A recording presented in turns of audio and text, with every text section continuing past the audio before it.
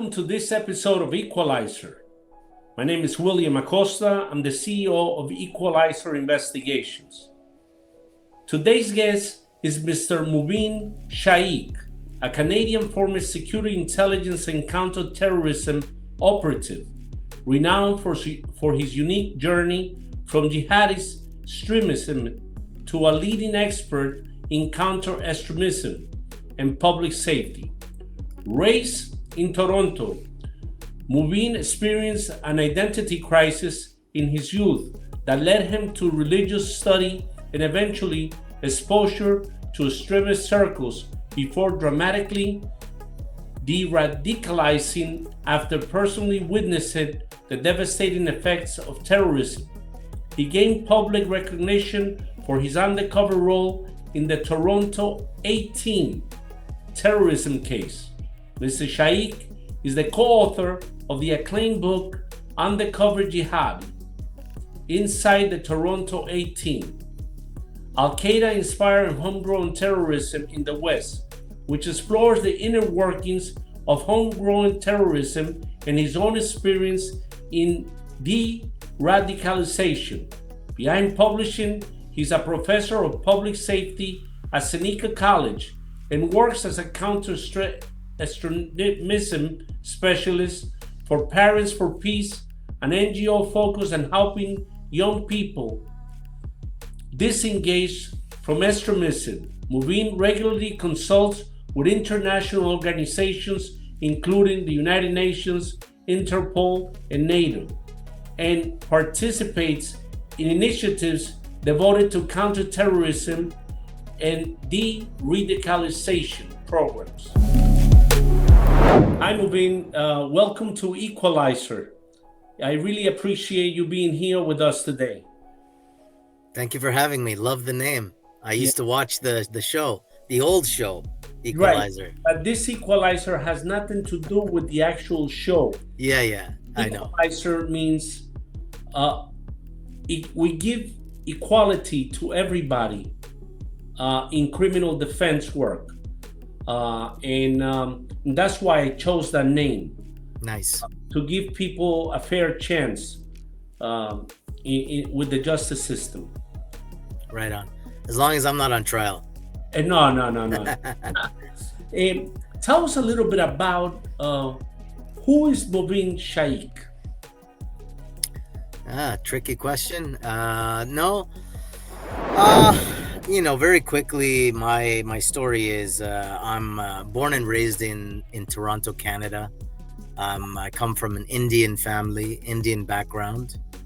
I grew up here. In my early years, I went to Quran school as a kid. And Quran school is exactly like you imagine, like you would see a madrasa in Pakistan.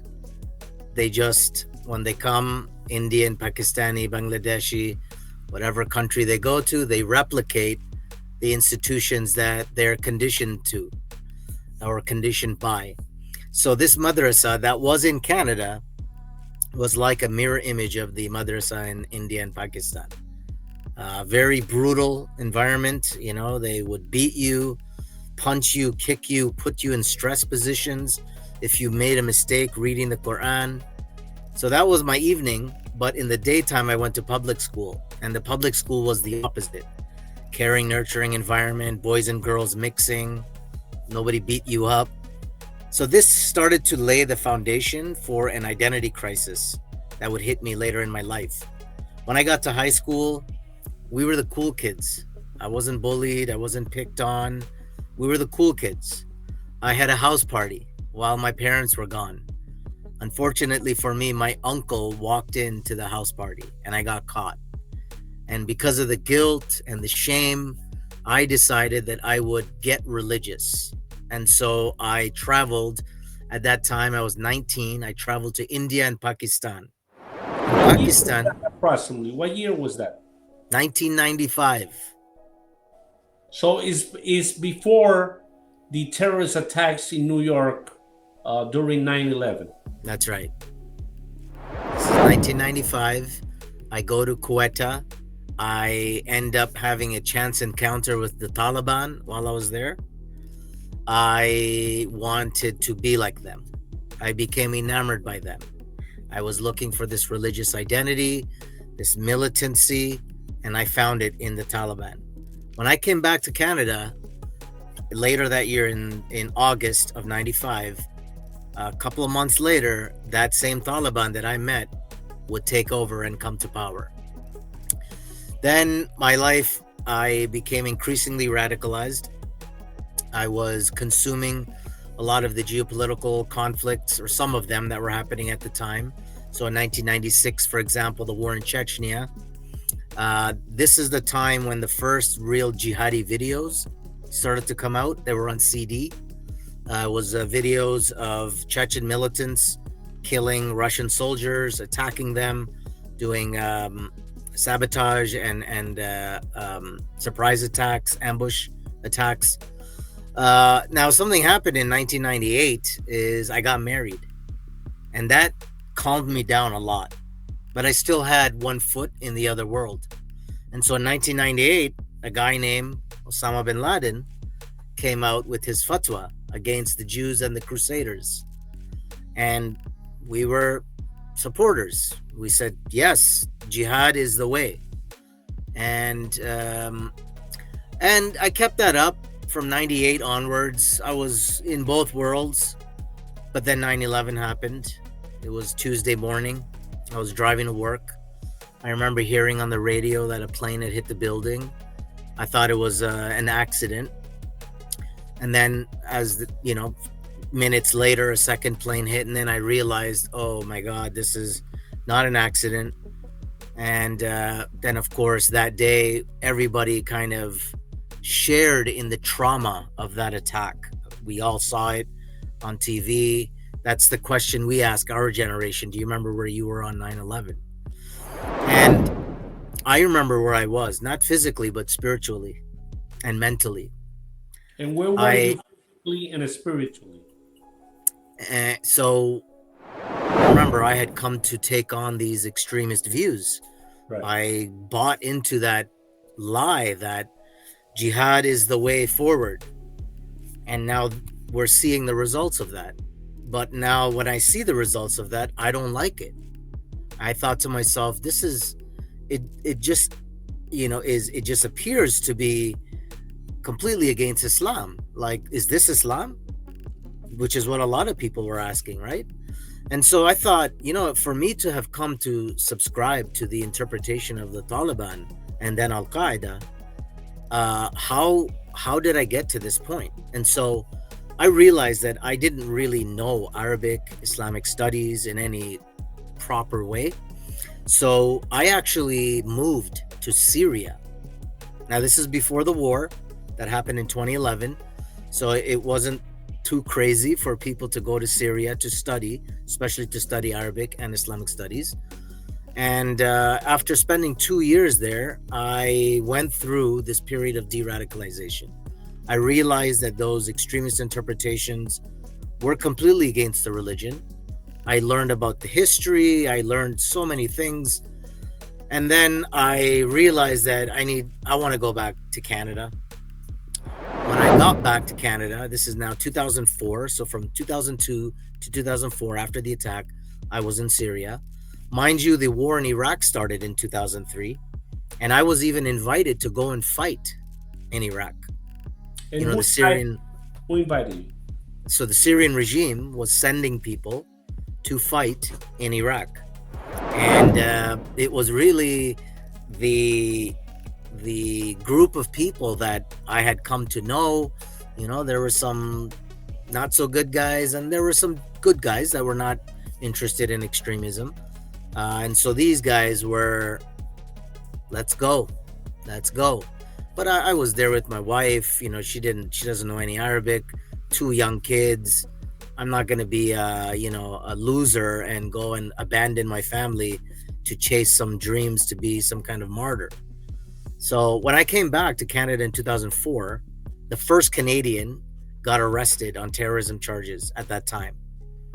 Mubin Shaikh, is his name, was the first Canadian arrested after our post 9/11 anti-terrorism laws. Mubin Shaikh sat to the left of me in the Quran school I went to as a kid. So I called up the Canadian Security Intelligence Service and I said to them, I said, hey, this has to be a mistake. I know this guy, I know the family. Well, I knew the guy and I knew the family. This has to be a mistake, but it was no mistake. I mean, his life had gone into a different direction, and my life could have very easily gone into a similar direction. And so the service basically said, look, the fact that you're calling us about this guy, we want to come and talk to you. So they came and talked to me. I told them my life story, and they recruited me as an off-the-street recruit to be an undercover. I worked infiltration operations in extremism and terrorism cases until one day it was the last investigation. It became the last investigation because in the Canadian context, the security intelligence is done by one agency, and then the federal policing is done by the Royal Canadian Mounted Police. And then the US, the FBI does both. And so the security intelligence agency said, look, this now is going to become a police investigation. This means your identity is going to be exposed. You're going to have to testify in court. And so in 2006, 18 guys got arrested in this big case called the Toronto 18 terrorism case. These were individuals who were the ringleaders anyway, were planning catastrophic terrorist attacks in Canada. There was photographs of that incident that they had a truck with a bunch of white bags. Was that fertilizer? Was that some type of explosive? Or So I have that video. I use that video actually because it's part of a whole video where these two guys, if you can imagine, there's a covert camera inside the truck looking at the back door. The door is open. There's piles of bags which appear to be ammonium nitrate, but in fact it was kitty litter. Obviously the authorities had to switch that material out. But then the way the video goes is that these guys come, they take a bag, they go in the storage locker that they've parked in front of, they put the bags in the boxes, which you can't see. Then they come out to the entrance, and as they come out, a team of 3 tactical officers arrests them at gunpoint. Let me ask you something. Yeah. Were they Indian, Pakistanians? All different backgrounds. All different backgrounds. Afghani, Pakistani, Jordanian, Iraqi, Egyptian. We didn't have a convert. Oh, we did. We had a Hindu convert. He brought his parents' devotional Hindu calendar with the Hindu gods, and he was burning them in the fire and was celebrating. Did they come out of the same mosque, the same temple? Did they go to the same location to plan this, or did they plan it some other way? They attended 2 main mosques in the city, but they also met at and recruited people from other mosques. So they were all around the town. Do you believe if you did not make that phone call, that something terrible would have happened in Canada because of these characters? 100%. 100%. Even if because there were some arguments made that, look, these guys, their plan was not realistic. They were not going to be able to achieve some of the things that they thought that they were going to achieve. But better than most, the likelihood of success of a terrorist attack is not the legal test of a terrorism offense, right? You have a guilty intention, you have a guilty action, you've committed the act, you're guilty of the act. So while they wanted to, and people say that it was unreasonable and not realistic, but if you imagine, one of the ideas was that like an unrealistic idea is one guy claiming that he was going to learn how to be a pilot, and then he would commandeer whatever plane he was flying into the nuclear power plant just outside of the city. Now, impossible? No. Unlikely? Maybe. It's arguable. Another idea they had was to commit a blitz attack on the Parliament building. And at that time, there were no armed guards it was very open. You could conceivably run into the building and do just that, effectively take it over by holding members of parliament hostage. They wanted to behead members of parliament and force the eviction of Canadian forces from Afghanistan. That's not impossible at all. In fact, what ended up happening many years later was one guy did that. He literally ran inside the place. Luckily, he only had a bolt action rifle with 5 rounds in it. But he did it. He ran in, he shot the place up, or he tried to take it over, and he was killed, of course, in the ensuing confrontation. But so there are different arguments that people have tried to make that, well, some of their things were not realistic, but I think some were and some were not. And so I do believe that even if any part of their plan was put into motion, people will have died. How did you meet the group of members of the Toronto 18? When was your first encounter with them? Did you go to school with some of them? Did you go to the gym with them? Did you work with them? How did you become acquainted with them? There was a presentation that was being done for the Muslim community at this banquet hall in the city. When the intelligence service engaged me in that investigation, they just told me, here are the guys, this is what they look like, and these are their names. Tell us what they're up to. They gave you the target. You didn't know them from before. I didn't know them from before. So the idea of this entrapment that the defense attorneys were claiming during the trial, because I had a chance to read some of the excerpts from the transcripts, was not correct. Yeah, I mean, I get it. Defense lawyers, they have to do their thing. They have to try to throw everything at the wall and see what sticks. But the judge, of course, summarily rejected the entrapment argument, largely because the group was already formed before I was sent in. The group had already decided to hold this training camp for training purposes before I was involved. And 2 of the ringleaders actually went up and physically visited the site where they would hold a camp before I was involved. So I understand the entrapment thing is if you put the idea into the minds of the targets, then you're going to be guilty of entrapment because you came up with the plot, you came up with all of that. But in this case, it was the opposite. This was already in play before I was sent in. So that's why the entrapment argument went nowhere. Did you actually witness the logistical preparation for the alleged attacks? Or were you in the outskirts and they didn't trust you enough to keep you abreast of everything that they were planning? I was very close to the main ringleaders, and there were some things that I did to kind of garner favor with them.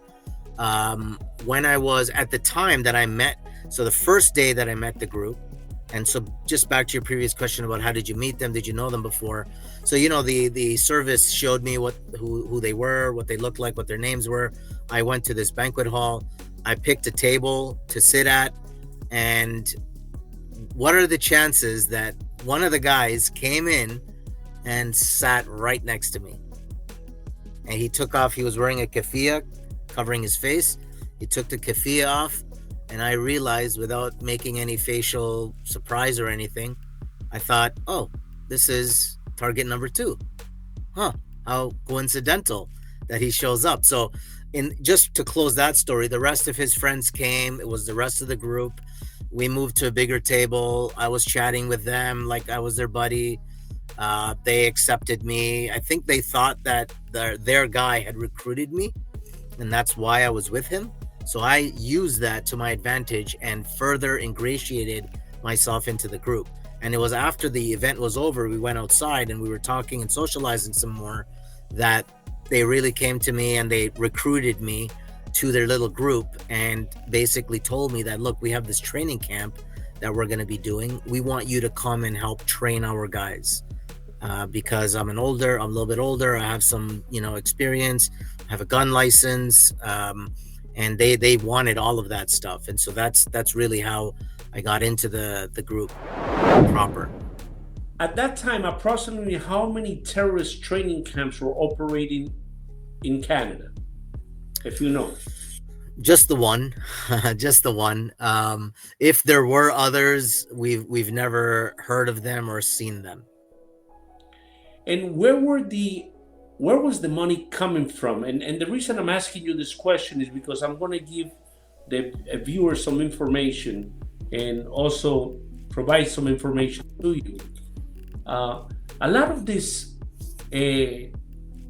people that hide behind the Quran and behind the religion, they actually get most of the funding by trafficking narcotics. By illicit means, right? Right. Where was this money coming from to do an operation like this? Yeah, it's a very good point that you made there, because unfortunately, people they fall for the propaganda of these terrorists who wear the costume of Islam, and when they do these things, and they'll say Allahu Akbar before they blow themselves up or something, and it makes people think that this is what the religion teaches, right? So it's like Satan himself, puts on this costume. And now everyone thinks, oh, he's a Muslim guy, right? So everything was illegal. The money that they were getting. Number one, some of them were defrauding the government and falsely applying for welfare. That was one. So they would take their welfare checks from the government with one hand and then use the other hand to make war with the government. So false, fraudulent welfare. Another was credit card fraud. Another was they were going to do check fraud in a bank. So when I was with them, we actively tried to recruit somebody who worked for a financial institution so that they could guys with the account numbers and Yep. other information, so you could fill out a check with the actual account. With somebody else's account information. Right. Yep. As the person and deposit it through an ATM. And if the check clears, then you will share in the proceeds and use That's that legal means. And you know this because you've seen it in many, the drug traffickers do this. I mean, all kinds of, this is what they do, right? This is how they do it.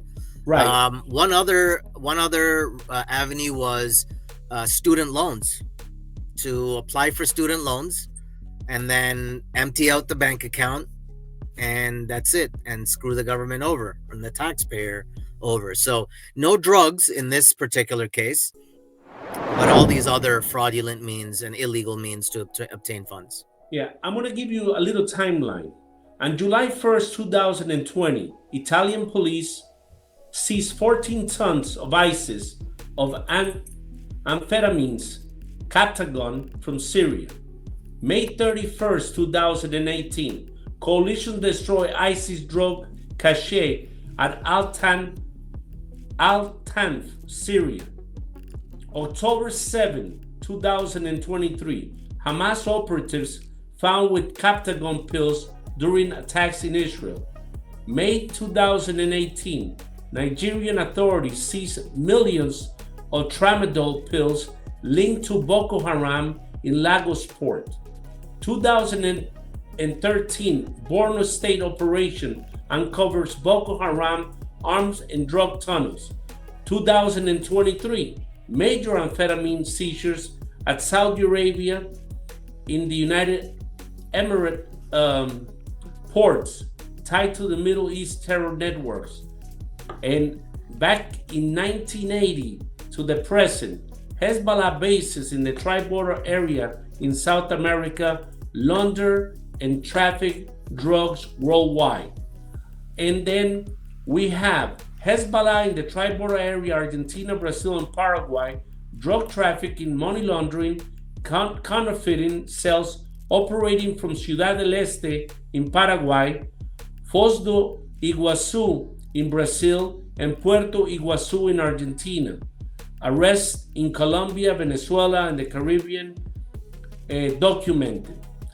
They also work together with the FARC and other Colombian ELN and the Nueva Marquetalia in buying large amounts of drugs to be taken not only into the United States, to Europe, but also to the Middle East. So that means that they are poisoning their own Muslim brothers and sisters. Yep, this is the Iranian regime. This Right. is the Iranian regime, and because they are Shia and everybody else is Sunni, so for them, we're not Muslims to them, right? So they can flood Sunni countries with drugs, and this is exactly what they do.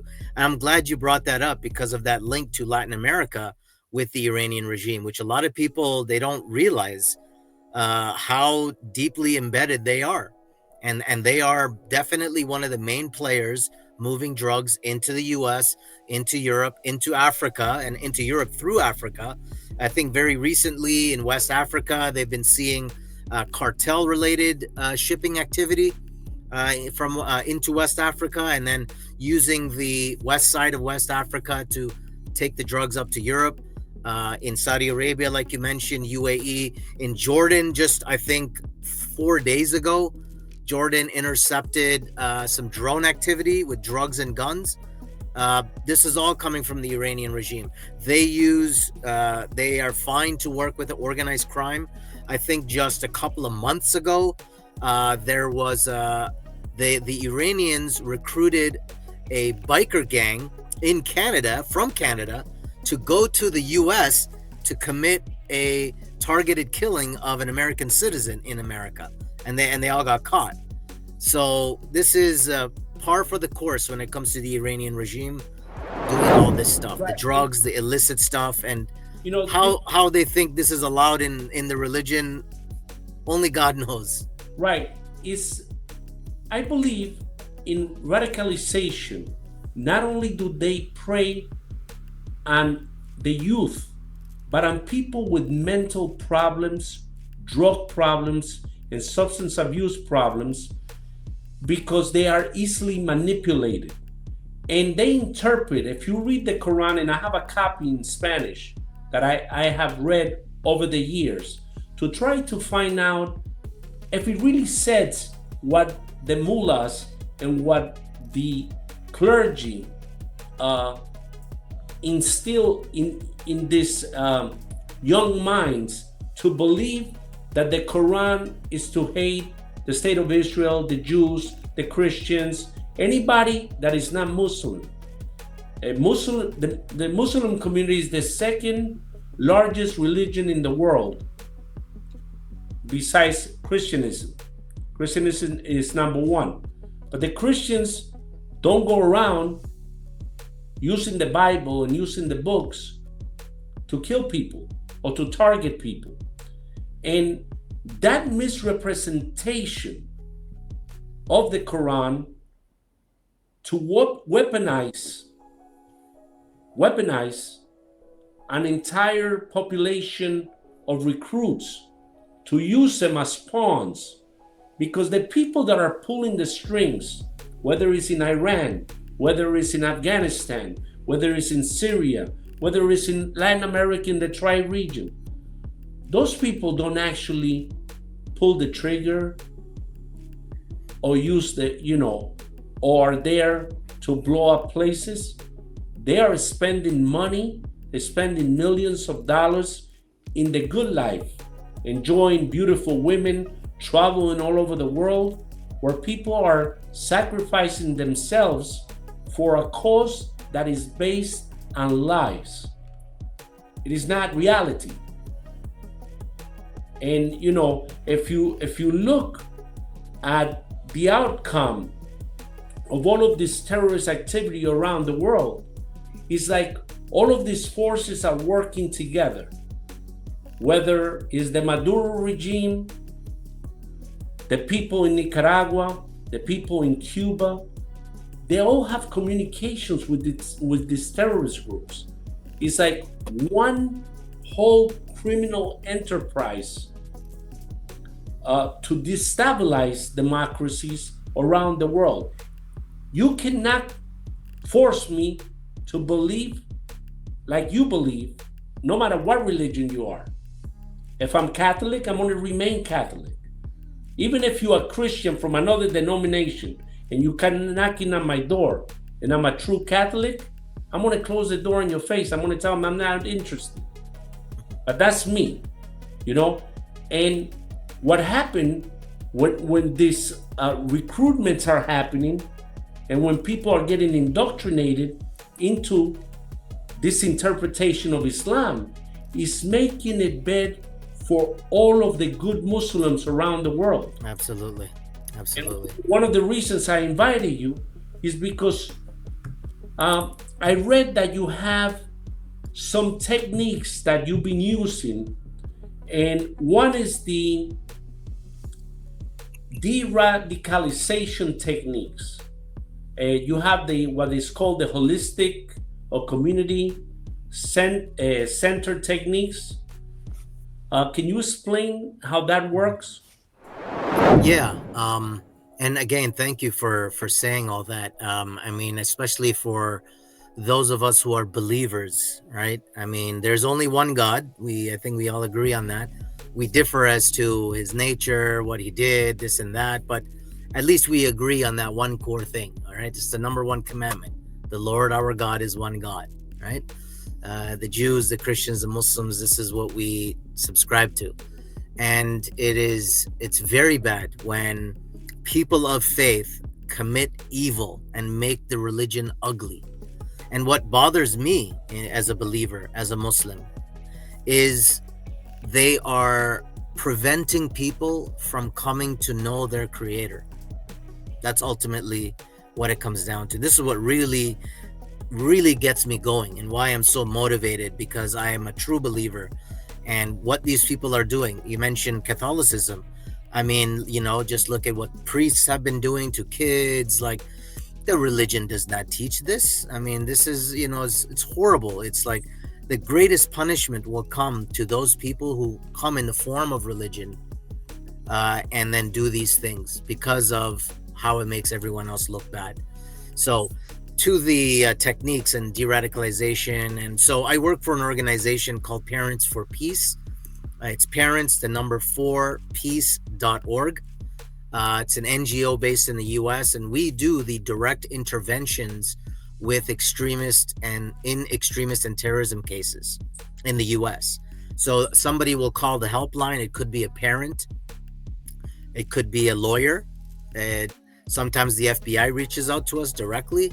Could be a school, and to deal with the young person who is radicalized, who is showing the signs of being on a pathway to violence. So that's what we try to understand. What is this pathway that this person is on? When we talk about radicalization, imagine that radicalization is a process where people become increasingly extreme in their views. There is a progression. The output of radicalization is 2: extremism and violent extremism. Extremism is simply where you believe violence in the public space is okay. Violent extremism is where you believe in doing that violence, okay? The vast majority of radicalized people don't become violent. The vast majority of radicalized people do not become violent. But for law enforcement and others tasked to identify emerging threats, how do you know out of the 10 people that show all the signs, which 1 or 2 or 3 are actually going to act out? We don't have a crystal ball. All we can do is go on a balance of probabilities, right? So in this process, depends on where the person is on that pathway to violence. Are they just at the grievance stage? Are they actually now moving to researching an attack? Are they now actually going to the site and doing surveillance, right? And then committing the attack and so on. So that's your whole pathway to violence. So we try to interdict that. And usually, I mean, the worst case scenarios are those people who, I don't think we've actually dealt with anyone that succeeded in attack, but we deal with extremism from all ideologies. So one of our first cases was, for example, an individual that was caught up in the Governor Whitmer kidnapping plot. Far right militia type. These guys were planning, they did surveillance, they were about to commit the attack when they got arrested. So that's one guy that we ended up talking to.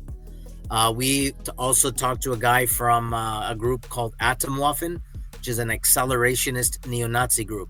Accelerationist means they want to accelerate the downfall of society, right, through whatever means possible. But most of the cases that I deal with currently are Islamist-related cases. The vast majority of them are converts. Kids who convert, they think they're converting to Islam. I don't even consider them converts to Islam. I consider them just converts to extremism. And what I do is, like, I'm going to be 50, okay? I've been married, it's going to be 27 years. I have 5 kids. The oldest is 26, the youngest is 17. So when I get these kids who come talk to me like they're Allah's greatest gift to Islam, I remind them that, listen, you are not going to out-Muslim me in this topic, okay? I practice. I pray 5 times a day. I read Quran every day. So I know my stuff inside out. So when I approach them, I try not to be so... I'm usually of good cheer. I'm smiling. I'm relaxed. I'm chill. That's deliberate, right? If you come in there all uptight and serious and da-da-da, you might get that reciprocated back to you. So you want to come in there like you're their buddy. You know everything they want to know, you already know. In all the places that they want to go, you've been there and done that. So this is even just the presence approach that I use as part of that technique or those techniques. Then I go on and I try to, and then this is just basic rapport building, right? I am genuinely interested in their life. What happened in your life that got you here? I'm curious. I want to know. And then what I do is I tell them my story. I actually start off and tell them my whole story. How I was radicalized, and then I de-radicalized, and then I was undercover, and now I'm doing this work, right? So that's building rapport. I'm very transparent. It's self-disclosure to elicit disclosure from their perspective or from their side. I also use I'm very steeped in the religious training. So I will use the religion, right? I will say that I will go to the Quran, or I will say, okay, these verses that you're telling me, I used to say it in the same way you did, or the same way you're doing now. Time you said them, but you interpret them completely different than you do today. Yeah, I give the correct interpretation, right? Because those are incorrect interpretations, and I show them why it's incorrect. Right, and that incorrectness of the views of the Quran, because of the freedom of religion that we have all over the West, sometimes we have the enemy sleeping in our backyard, meaning the government doesn't know what's going on in these institutions. There are NGOs that protect all those freedoms. That's right. And if you say anything or try anything, you're being anti-Muslim, or you're targeting us because we're Muslims, right? This is the argument that gets made. And the other danger is that the terrorist organizations know that illegal migration all over the world, into Europe, into the United States, into Latin America, and further, that they could send their sleeping cells with the numbers of regular migrants that are running away from conflicts or from bad governments around the world. Mm-hmm. And there's no sharing of information with some of these countries. So if you tell me your name is Ali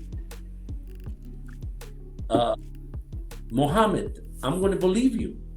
But you might not be who you're saying you are, or you might have a cedula or an ID given to you by the Venezuelan government or by somebody, and you're posing as a Latino when you're from Afghanistan, or when you are from... Yeah, because you kind of look that way, right?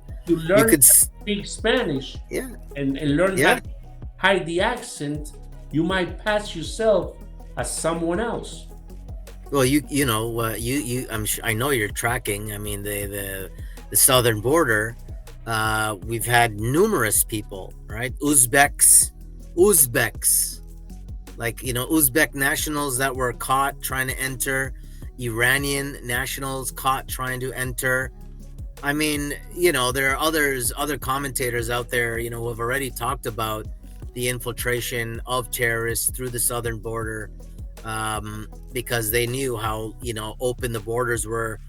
Particularly, I mean, not to get political, but reality is under the previous administration. I mean, it was like wide open door, and I think a lot of the groups, even they were anticipating Donald Trump coming to power, and they knew that those doors were going to be slammed shut, and so they ramped up their infiltration across that border, and that's why you were seeing so many of those weird nationalities coming over and getting caught. There is also a big issue with the Canadian border because you have a lot of tribal land and these groups that cross migrants into the United States have some type of dealing with the tribes, and they use that as pathways because the regular authorities are not present in those areas, and then they wait for them on the side of the road in the United States side in a van or a big vehicle with compartments, and then they cross the people into the United States. Have you guys seen more of that happening? We don't see too much of people going into the U.S., especially now. I think they're probably very happy to just stay in Canada because they'll probably not be sent to one of those detention centers. And we did see actually people fleeing from the U.S. into Canada. There was a whole, I think it was uh, I can't remember where it was exactly, but so there has been, back and forth cross border activities. The drug smuggling is the bigger one, because in Canada, especially on the West Coast, you have a lot of Chinese influence. We know the Iranians are active there as well. We know cartel groups are active there as well.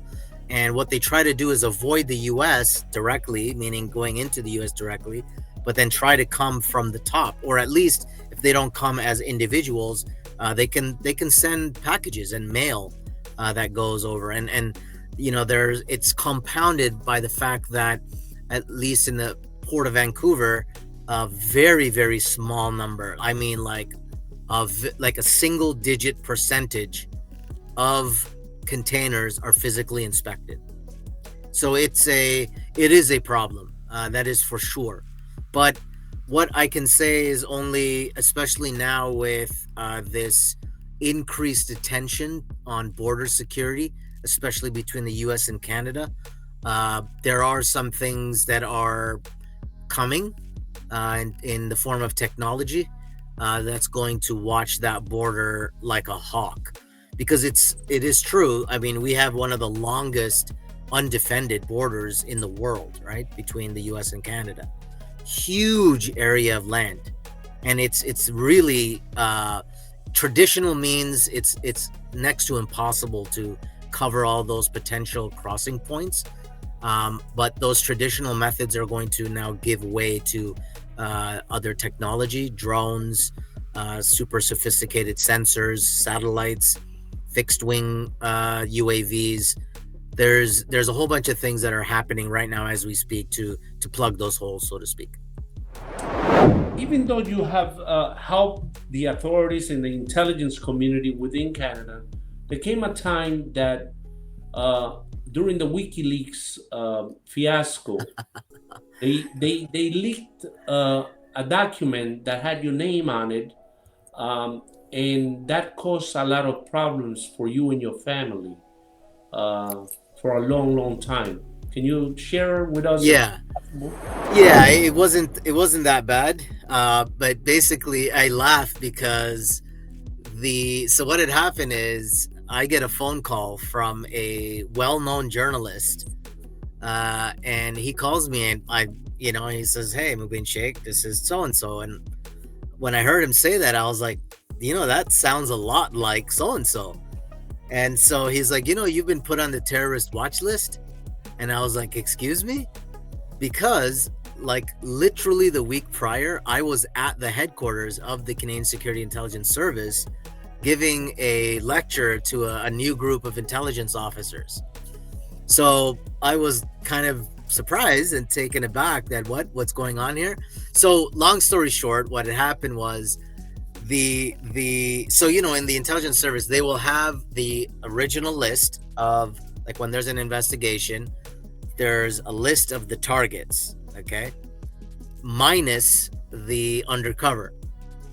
But the other list that is shared for non-internal use has everybody on that list, including the undercover.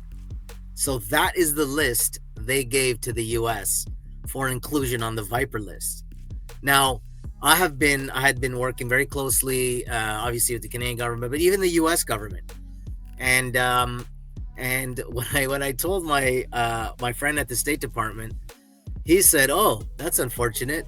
He goes, "Well, don't worry about it. I'll get you off the list. Just don't travel to the U.S. until I say it's okay."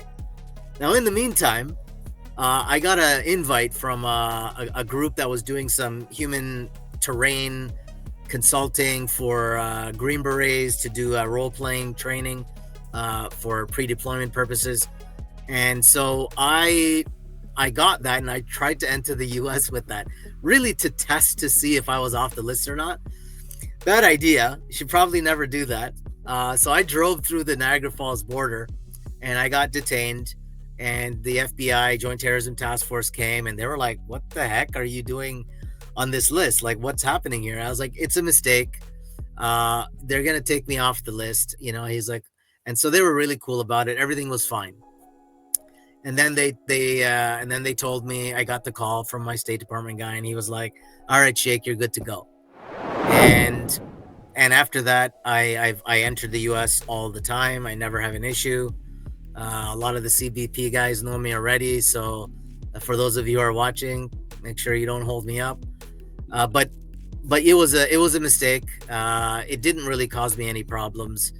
I think some of the media wanted to make a big deal about it, but it really wasn't. And everything's fine. You turned your life around in such a way that you went back to school, and you are now a professor at a college or university. Can you talk a little bit about that? Yeah, so I'm no longer with Seneca College, but basically what had happened was that when I went to Syria, I was studying Arabic and Islamic studies.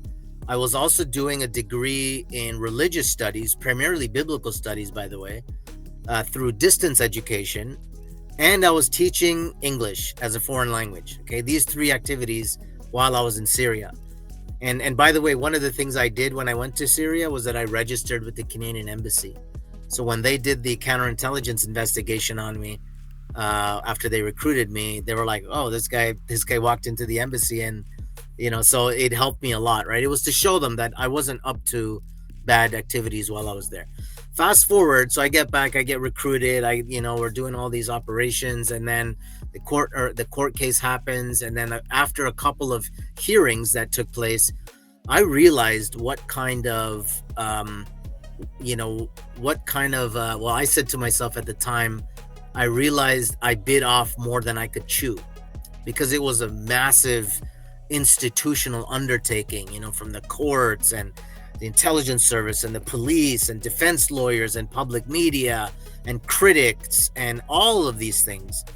And so what I did is I took my quote unquote some university experience from the distance education and my relevant work experience working undercover, and with this case being publicly presented, I actually applied to a master's program out of Macquarie University in Australia, which offered this program to diplomats and soldiers and others that had relevant work experience and did a master's in policing, intelligence, and counterterrorism.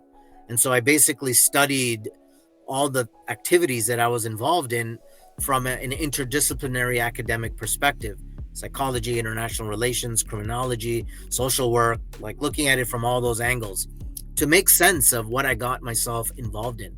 When the case was done in 2010, I did this talk at a conference, and I had a professor from a British university offer me a scholarship to the PhD program. So I did that. I was in it for about 2 years until Brexit happened, and then they had to pull the scholarship, and so I couldn't continue with the PhD. So I did end up teaching at a college in a degree program. The program was crime and intelligence analysis. It had a very ironic acronym of CIA. But I did instruct for about 3 years. But honestly, I don't know. Maybe I should just admit that I crave the action. For me, I just see it as, it's not that I crave the action, is I want to be doing work where I can see the impact of what I'm doing, right? In the schooling, it was good. I mean, some of my students went on to become police officers and went on to join the intelligence service, and so I did see the impact of my teaching and my kind of mentoring of young people looking to get into that world.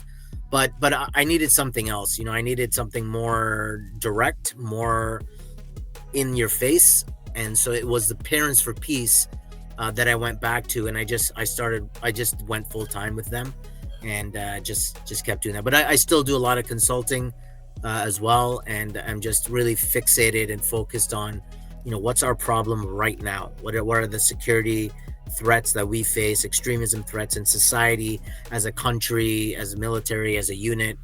That's really what I'm focused on and more interested in. So I'm no longer doing the teaching, but loved every minute of it. How is it that your story came to be featured at the International Spy Museum in Washington, D.C.?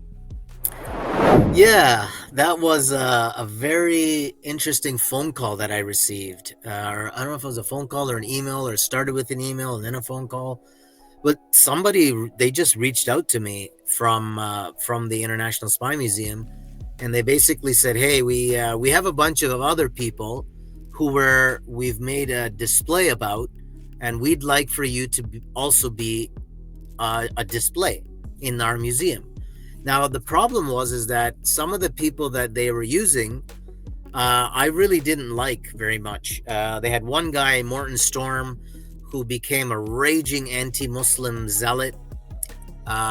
He just went right back to I chuckle to myself, because I have always believed that extremism that they follow is not Islam, right? It's something else. It's not Islam. And everybody says this, right? But then these guys who convert to that, when they leave completely, right? So it tells me that these people were never believers, right? They were posers and fakers. So this guy, Morton Storm, became a complete nut job. And so I was like, look, I don't want to be associated with these people.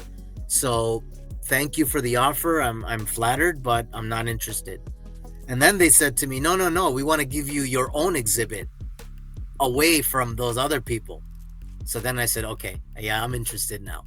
So that's how it happened. It was just a random reach out.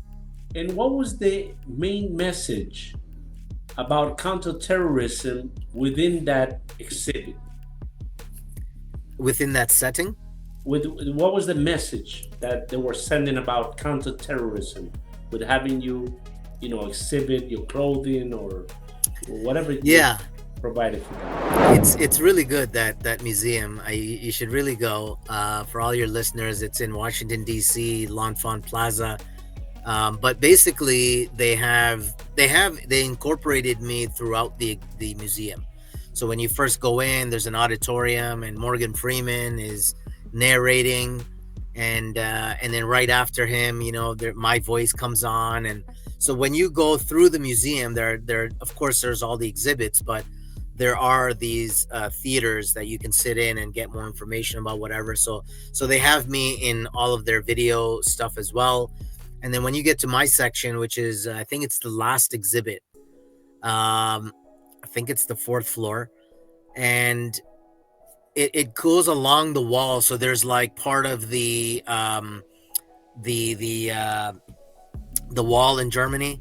So there's some of that. Then there's on the wall, it's like terrorism, where we work and play, right? So it's talking about, and then at the end is my exhibit under preventing terror. And then it's got a big screen where my interview plays on a loop. And then in a glass case, my robe and my keffiyeh that I use, the black keffiyeh, and even my tactical boots that I wore is in that exhibit. And all it says, there's a placard there, and I made sure to put the symbol of Allah on it, and also the symbol of Muhammad alayhi salam on it, to show my religious convictions. And then it just says, Mubin Shaikh wore this robe and these boots when he infiltrated the Toronto 18Ks, working undercover for the Canadian Security Intelligence Service. And so that's how it links my story to the overall museum, and especially to the exhibits on that floor. It's basically, how do we stop this stuff from before it happens? What people in your old madrasa when you were a kid, and in India and Pakistan and later on in Syria, saw that you became an undercover for the intelligence services and for the Canadian Mounted Police and for other agencies, what was the fallback from the Muslim radical community towards you and your family? At the time when the arrests happened and everyone, it was now public that I was the undercover on that case, there was huge fallout from that. Unfortunately, the Muslim community was in utter denial when it came to terrorism done in the name of Islam. My theory is that post 9/11, a lot of Muslim communities felt under siege. They thought that they were being spied on left, right, and center. And in some cases that was true. But in other cases it wasn't true, right? There are way too many Muslims to just investigate every Muslim. When you know how investigations are done, and when you hear people say some of these things, you know it's BS right away, because it's like, guys, there's not that many cops around even, to investigate like you're claiming that they're doing. So there was a lot of denial. I think because of this siege mentality, minority communities, and this applies not just to Muslims, but any minority community that's trying to show that we are good people, our communities are good, they don't like when you highlight wrongdoing from their community, because they feel that just reinforces the siege.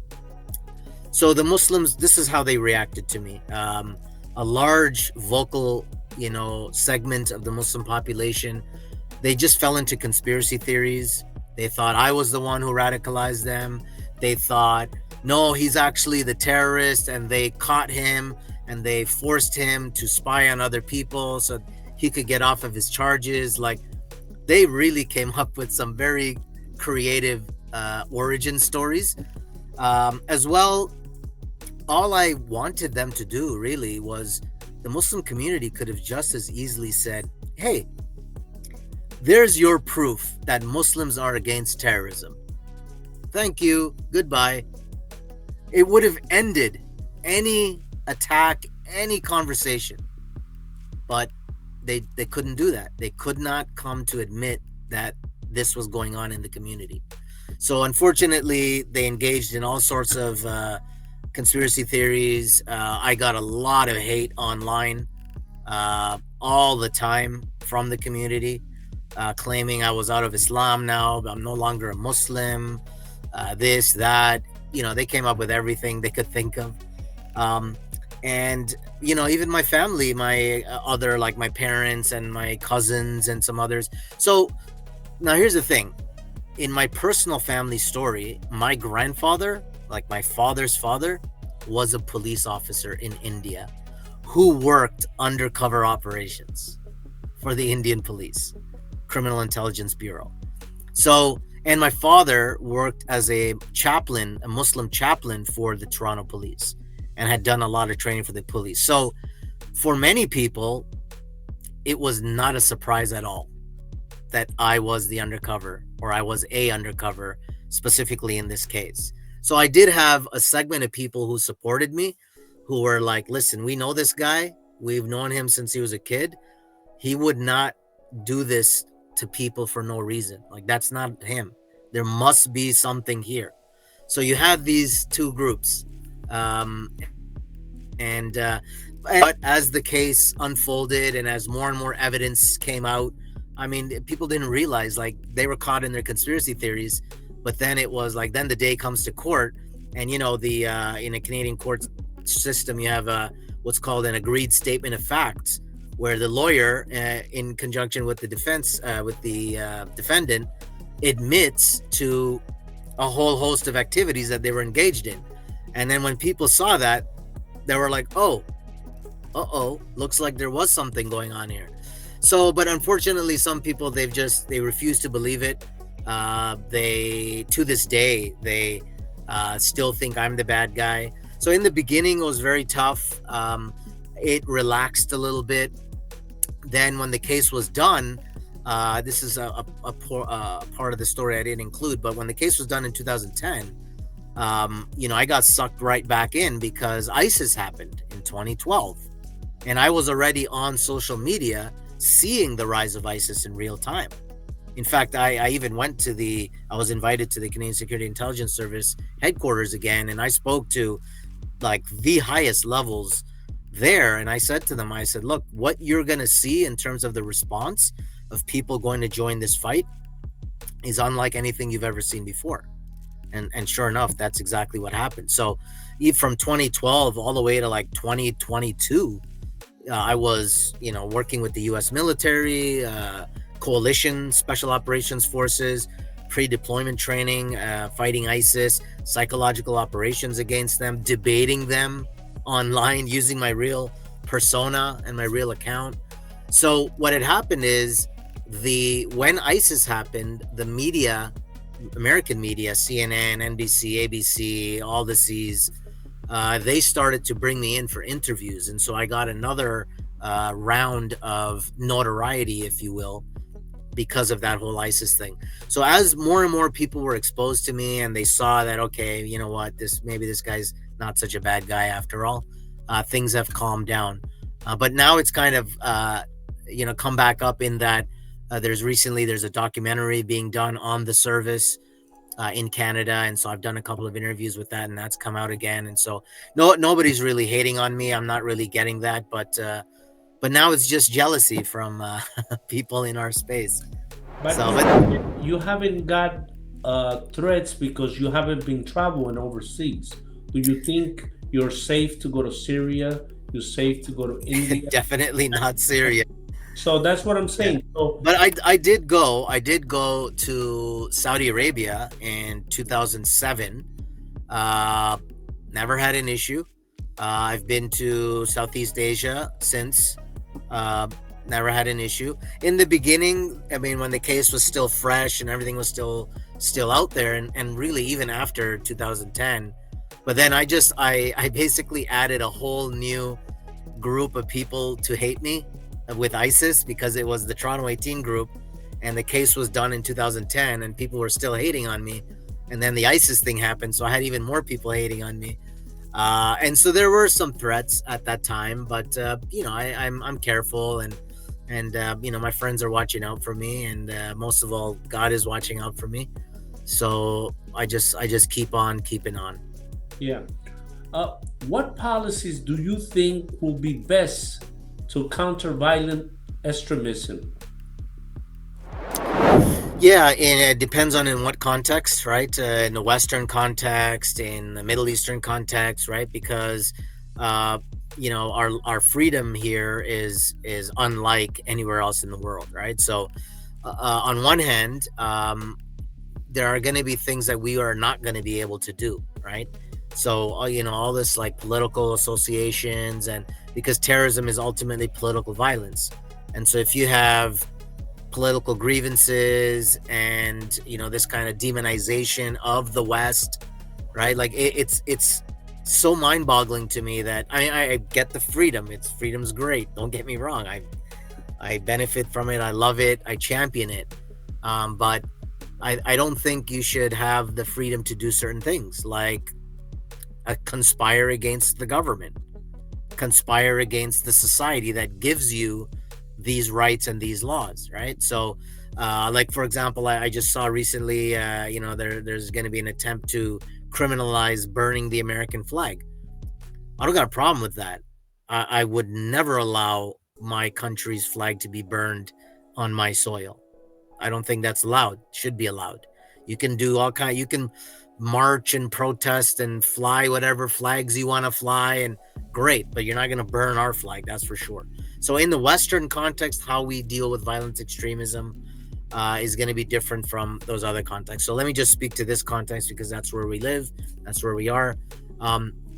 It's got to start with education, meaning very young level, like I'm saying, like even public school level, to at least teach kids that what is okay and what's not okay, because they genuinely don't know unless we teach them. And why I start with this is because I deal with cases where you get like 15-year-olds, 16-year-olds who say the dumbest things online, having no idea that like this stuff, you're not just saying it into nothingness, you're putting it online and it never goes away. And law enforcement are monitoring a lot of these rooms and these chats, and you're going to end up getting caught up in a sting operation, because law enforcement, they're kind of stuck. If their mandate is investigate crimes and violence and this and that, what are they going to do when they see a kid who's talking like he's going to go and shoot a school up in the name of whatever? You cannot let this kid just continue on and say, oh, he's a kid, we shouldn't do sting operations on kids. You got to do something, right? Figure out what it is you're going to do. I have some ideas. So start with that education piece.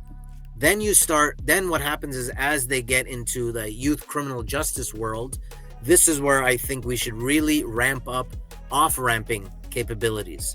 So this is where the courts, so you have to arrest the person because that's the only way, that's the only state tool we have to actually force them into something. And then what you do is basically a co-response model. So you have law enforcement doing their thing, but then you get a trusted, vetted NGO or specialists to do this intervention type stuff that we do at Parents for Peace. And it's a co-response model because we're going to do what we do, and you, the police, the government, you know what our training is, what our background is, the techniques that we use, and you approve of them. So you leave us alone to do our work. You don't ask us, hey, what did you talk about with that guy? You don't do any of that. You have this arm's length relationship. And while we do all this, the police will continue to do their work. In fact, and why I believe in this happened in one of my cases. One guy, we were talking with him, we were trying to bring him back, but secretly he was communicating with who he thought was his jihadi buddies. It turned out it was an FBI sting op. And then it's funny, I laugh because his mom got the password to the email thing, and then I went into the email and I pretended I was the kid, and I said, hey guys, my mom just caught me, what should I do? And then I realized, and then I started scrolling through, and then I realized, wait a second, these guys are talking like cops talk. And then I realized, I think I just crashed the party. And I wrote a little message in the email. I was like, sorry guys, I didn't know this was one of those operations. But it just goes to show you that even with somebody like me, they might be talking to me and I think, oh, this person's going, but in fact, they're actually, conspiring to do other things. So that's the second piece. There's the educational piece of the younger kids. There's the off-ramping piece when it comes to the young offenders. But then when it comes to adult offenders, you have to make an example of them.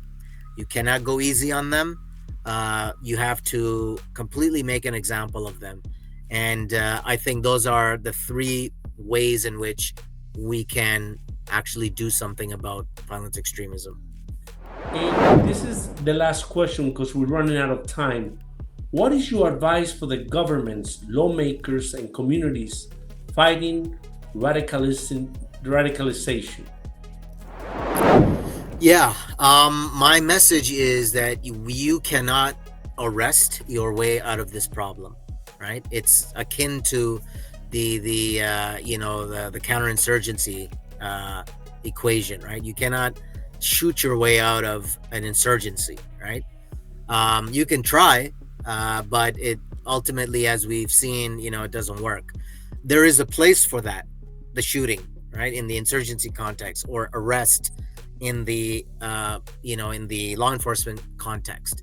Obviously, if somebody's committing a crime, you of course you have to arrest them, right? So you cannot arrest your way out of the problem. Let's put that as point number one. You must take a public health approach. A hyper securitized approach is not going to do it. Cops are not going to talk to the 13-year-old kid and basically become buddies with him, become, a father figure for him, because in a lot of these cases, these kids are lacking friend and father figures. So the police aren't going to do that, right? So it's got to be a public health approach where you bring in the specialization or the special skills of other professionals, right? Especially people like me who do this very specific thing and who train very specifically on these things in BTAM and concurrent disorders, and like we do a whole host of specialized training for that. So